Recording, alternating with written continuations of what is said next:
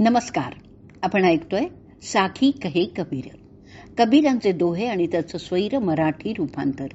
हे मराठी रूपांतर केलेलं आहे सौ मनीषाताई अभ्यंकर यांनी. आपलं प्रकरण चाललंय 35वं, बेसास कौ अंग. दोहे आज आपण घेणार आहोत 15 ते 17. आजचा भाग चाललाय आपला 218वा. दोहा ऐकूयात आपण 15वा.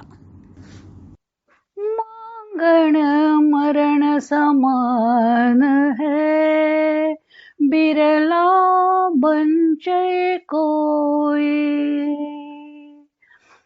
कहे कबीर रघुनाथ सु, मतिर मंगावे मोही.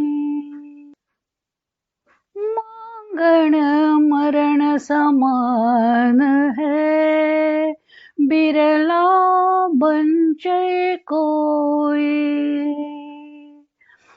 कहे कबीर रघुनाथ सु, मतिर मंगावे मोही.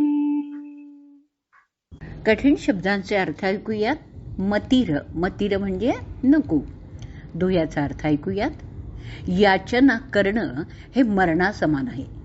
यातून एखाद्याची सुटका होते. कबीर भगवंतांना प्रार्थना करतात की हे रघुनाथा, माझ्यावर कोणाकडे काही मागण्याची वेळ आणूच नकोस. भिक्षा ही संन्याशांसाठी साधना असली तरी एरवी कोणीही कधीही याचना करू नये.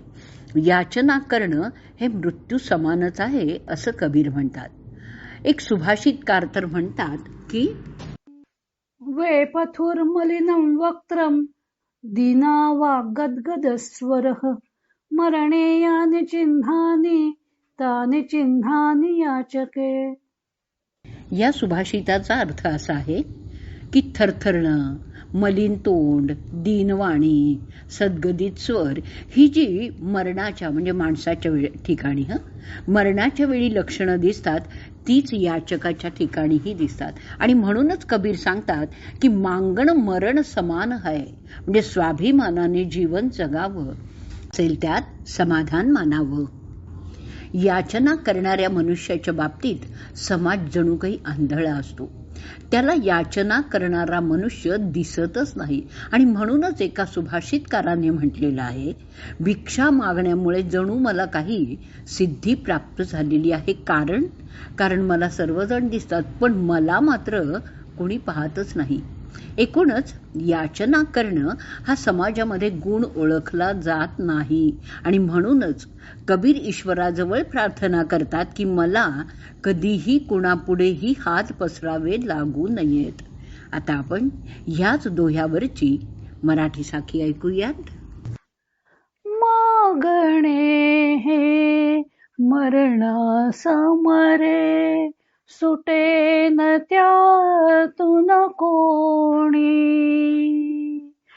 कबीर प्रार्थी न मजवर यावी, वेळ याचनेची.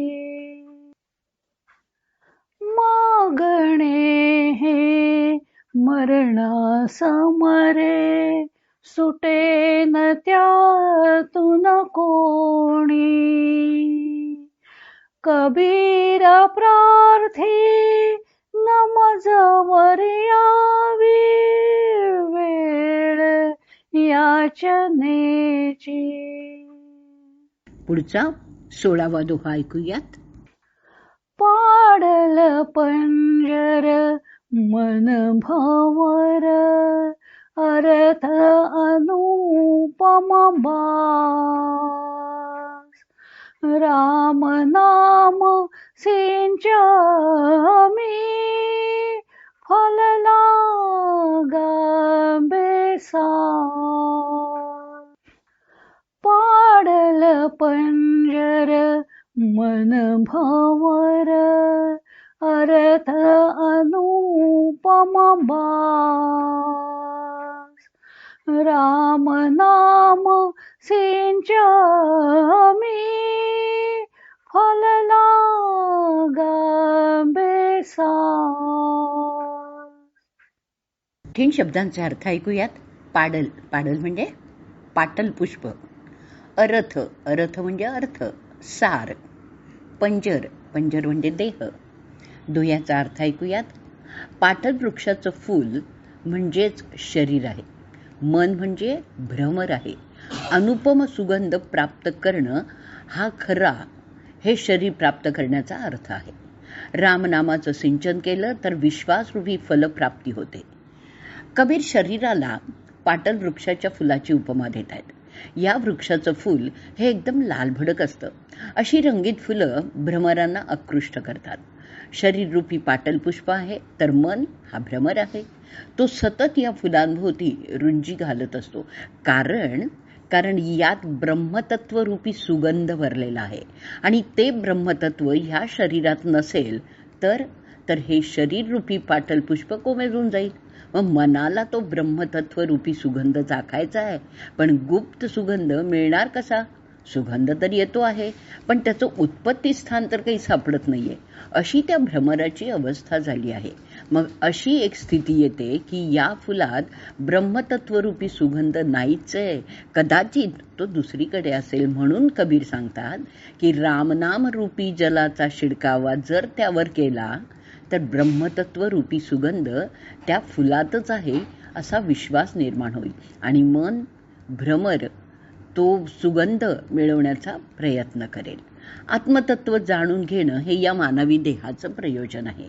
भुंगा जसा फुलावर बसतो, त्यातला मध पितो, तसंच मनरूपी भ्रमराने देहरूपी फुलातील त्या देहाचं जे प्रयोजन असतं ते एकत्व जाणून घेणं, त्या मधाचा आस्वाद घ्यायला हवाय.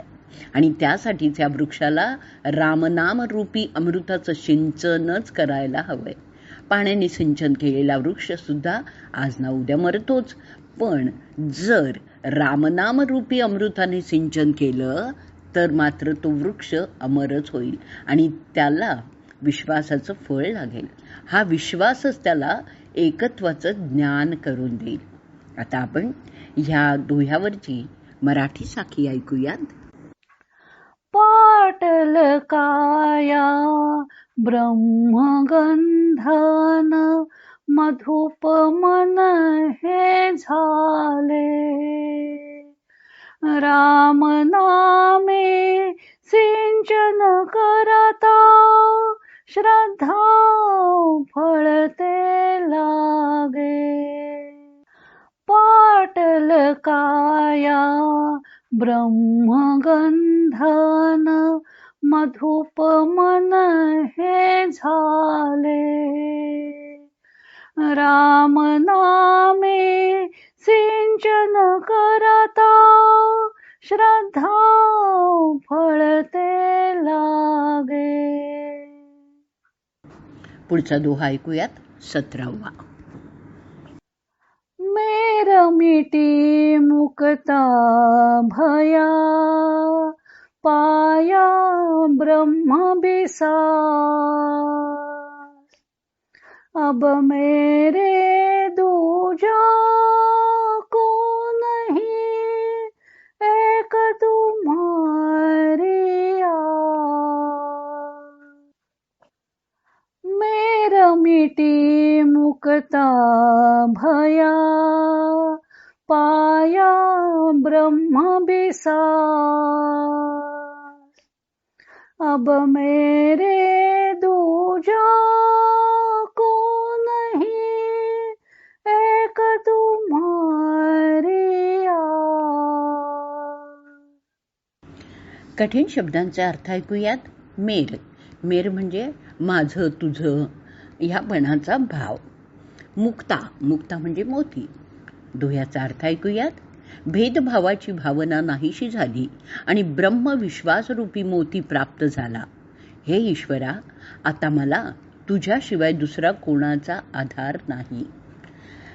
सर्व काही ब्रह्मस्वरूप आहे आणि तरीही मनुष्यातील अहंकार जागृत झाला की मी तूपणाची भावना निर्माण होते आणि मनुष्य या मायेत फसत जातो. मी वेगळा तू वेगळा ही भेदभावना नाहीशी झाली की मनुष्य मायेतून मुक्त होतो. जणू त्याला मुक्तिरूप मोती प्राप्त होतो, कारण सर्व काही ब्रह्मस्वरूप आहे असा त्याच्या मनात विश्वास निर्माण होतो. आणि मग कबीर सांगतात की हे प्रभू, मला आता आपल्या व्यतिरिक्त कोणीही नाही आहे. प्रभूच मला जवळ करतील ही आशा मी बाळगून आहे. आता आपण या दोह्यावरची मराठी साखी ऐकूयात आणि या साखीबरोबरच आजचा भाग आपण इथेच संपवूयात. मी तोपणातून मुक्त झालो, परब्रह्मी विश्वास. माझे कोणी नाही जगिया, मात्र प्रभूची आस. मी तोपणातून मुक्त झालो, परब्रह्मी विश्वास. माझे कोणी नाही जगिया, मात्र प्रभूची आस.